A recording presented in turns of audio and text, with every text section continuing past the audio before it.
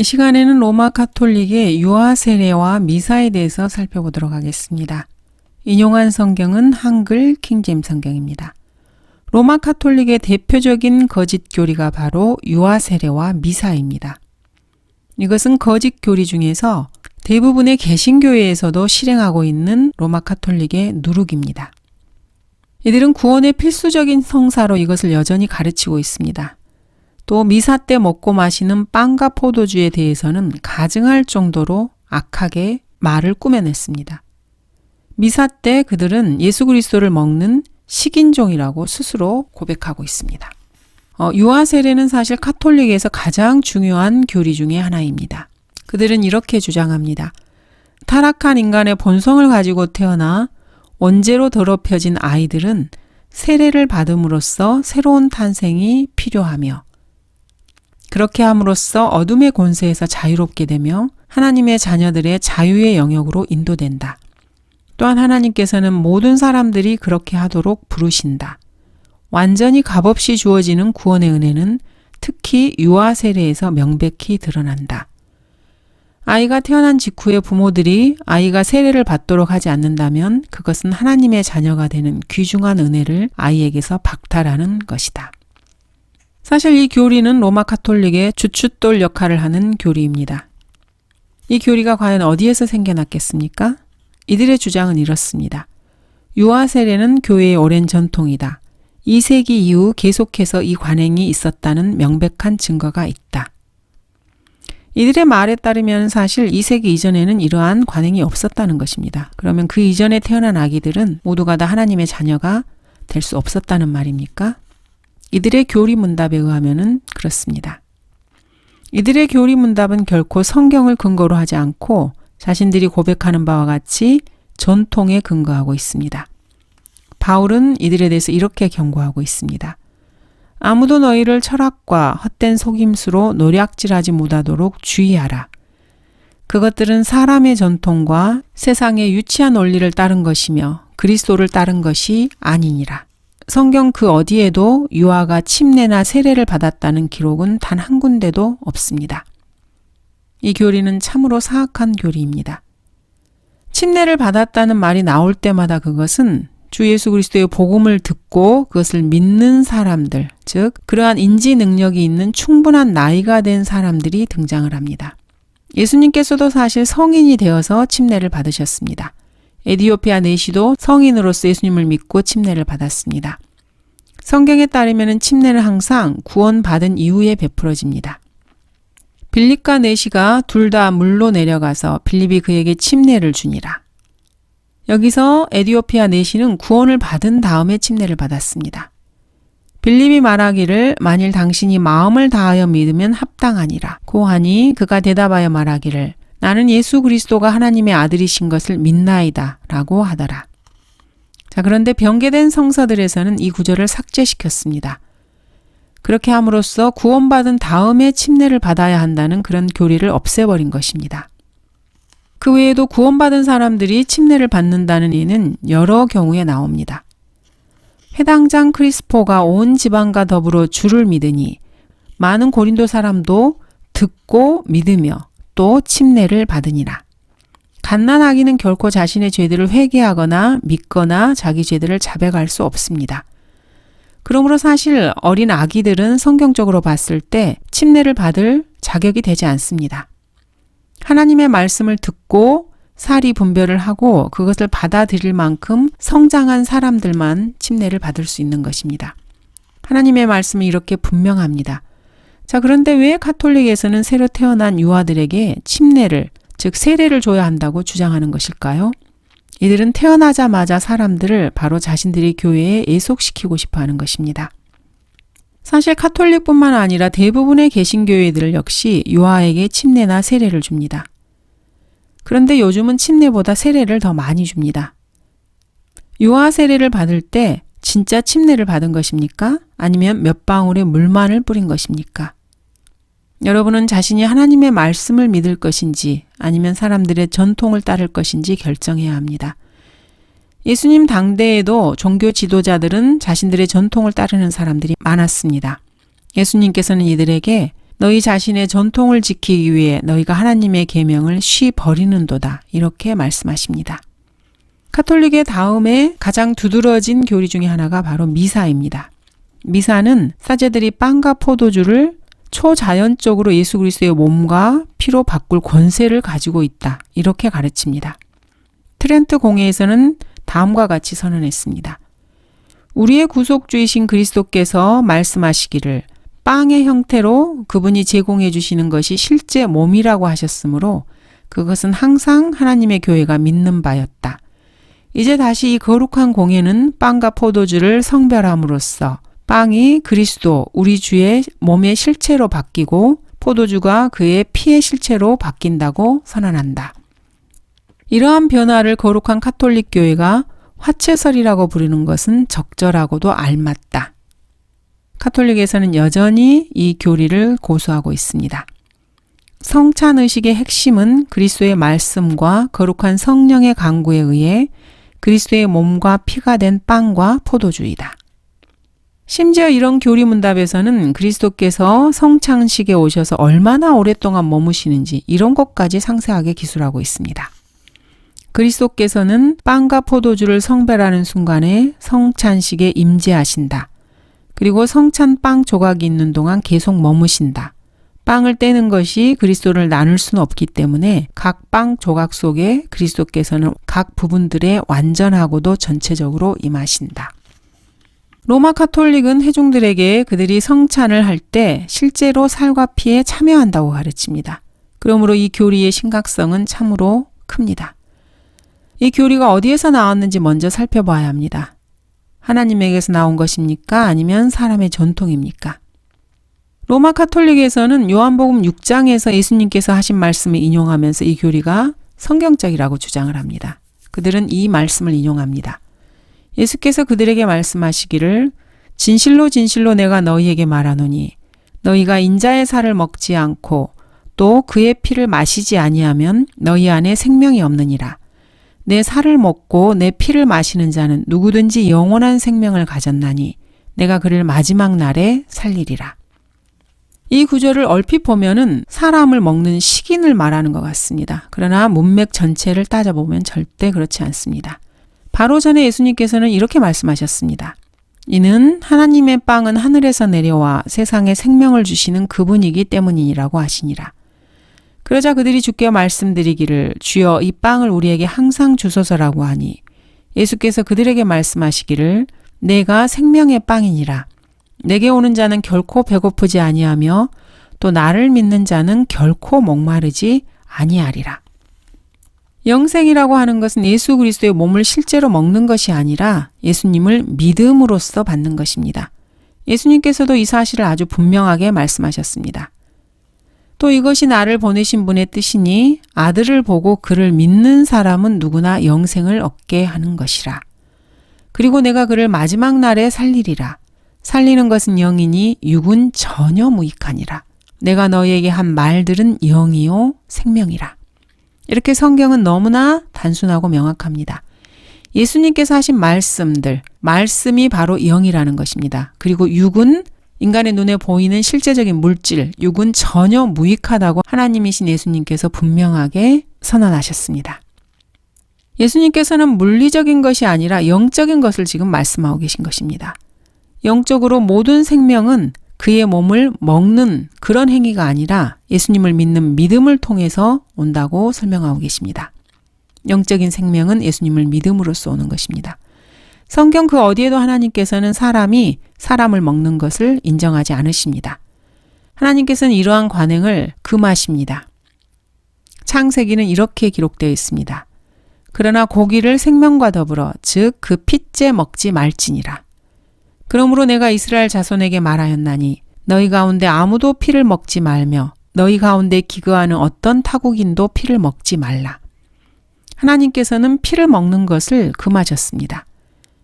율법 이전에도 금하셨고 이스라엘이 율법 가운데 살 때도 금하셨으며 교회 시대에도 금하셨습니다.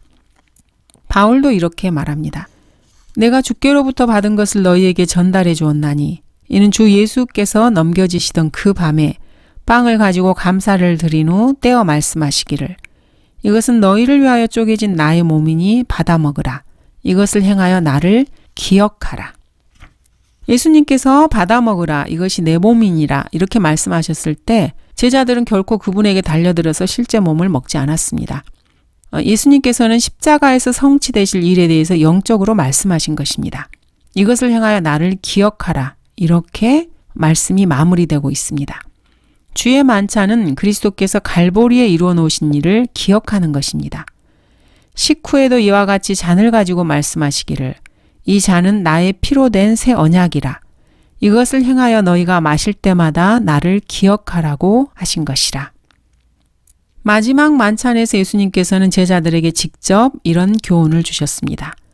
또 빵을 가지고 감사를 드린 후 떼어 그들에게 주며 말씀하시기를 이것이 너희를 위하여 주는 나의 몸이니 이것을 행하여 나를 기억하라.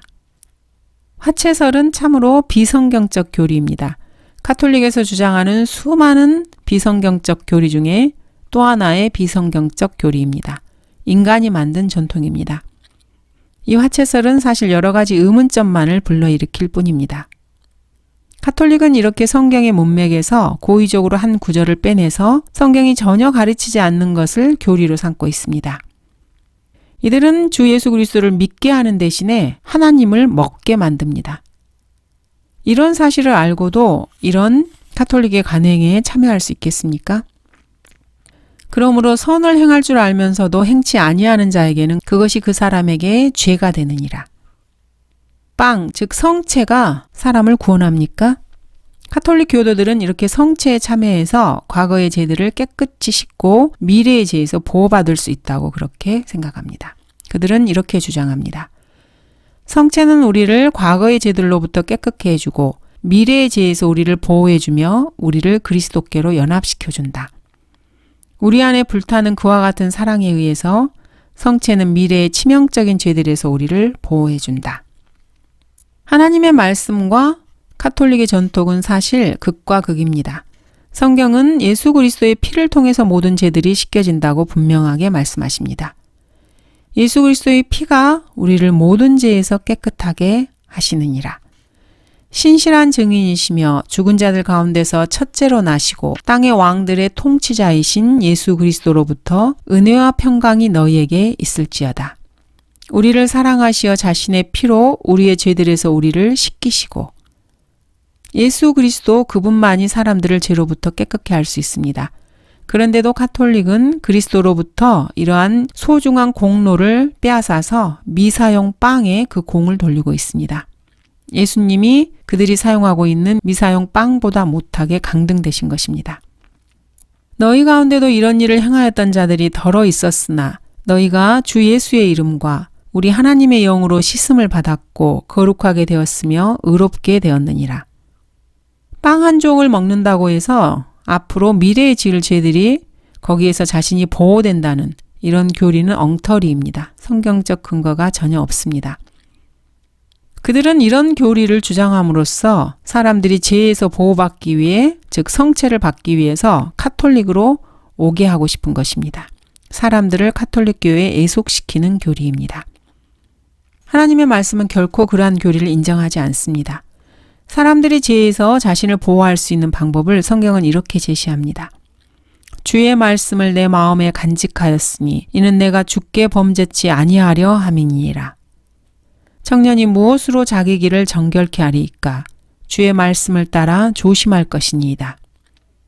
자신을 죄에서 보호하고 싶으시면은 성경을 읽고 암기하고 복종하셔야 합니다. 기록된 말씀에 의하면 그렇습니다.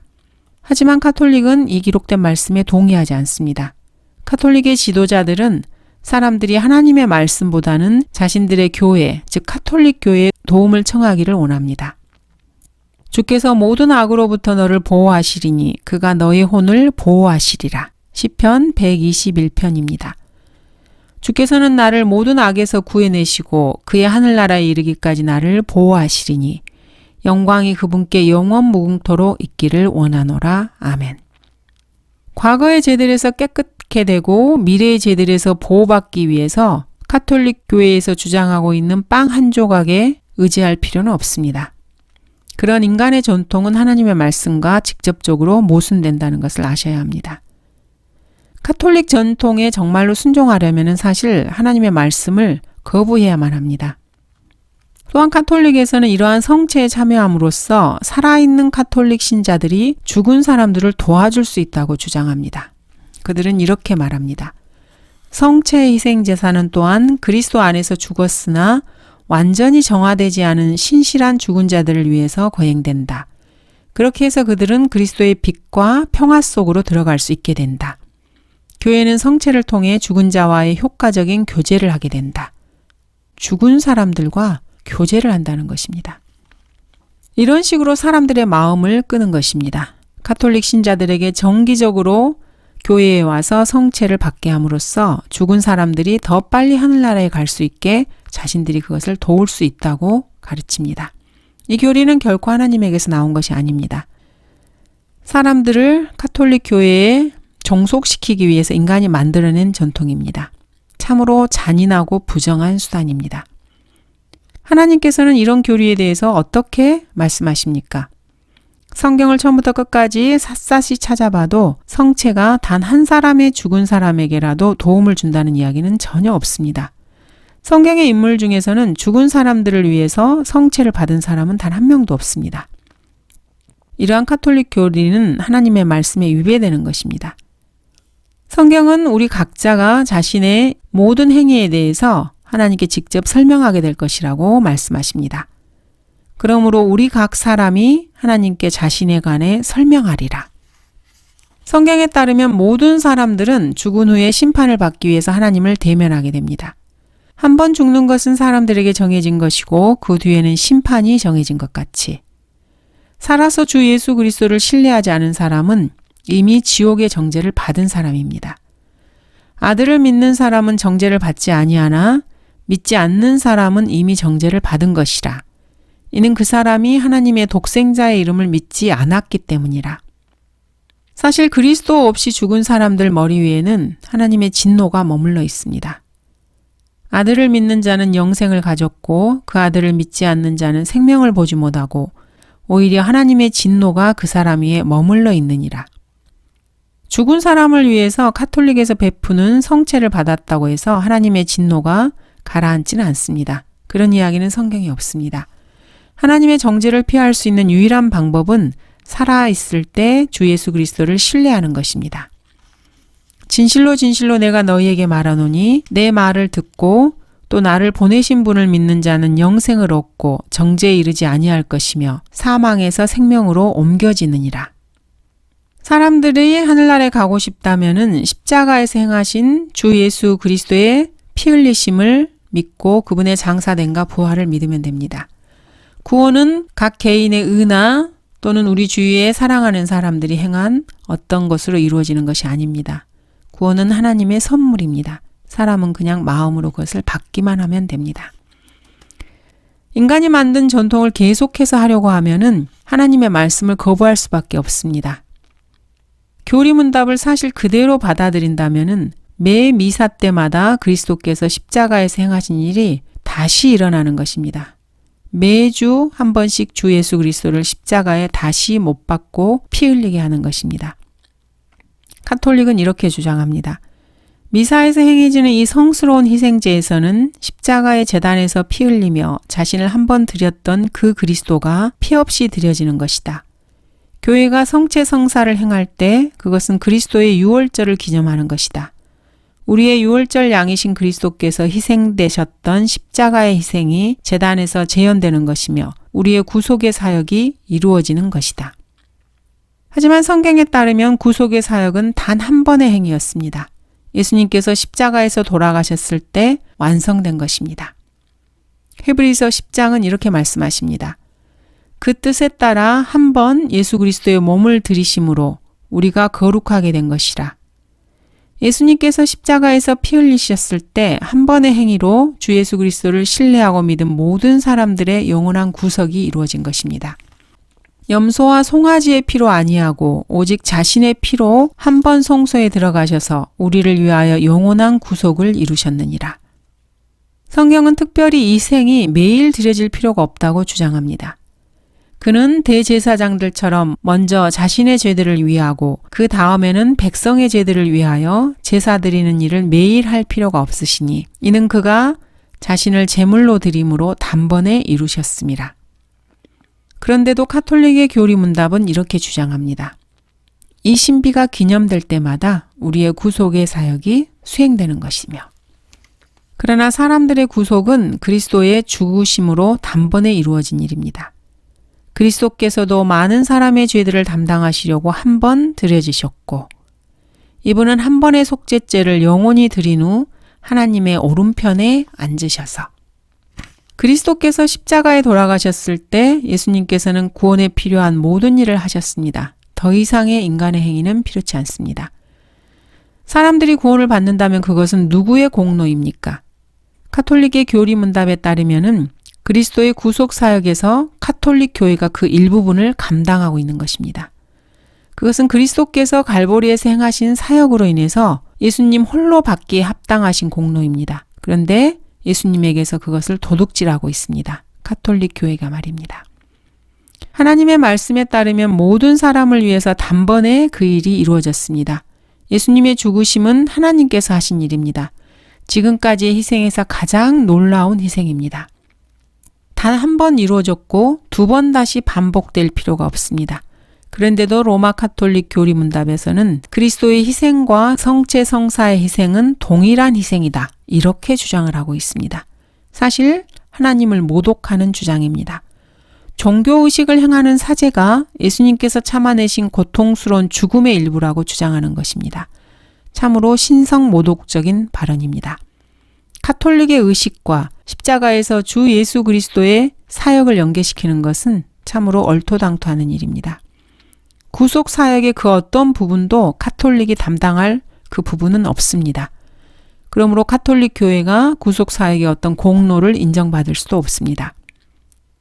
다시 한번 가톨릭 교회는 주 예수 그리스도의 영광을 가톨릭과 공유할 것을 예수님에게 억지로 강요하고 있는 것입니다. 반면 성경에 따르면은 예수님만이 그러한 영광을 받기에 합당하십니다.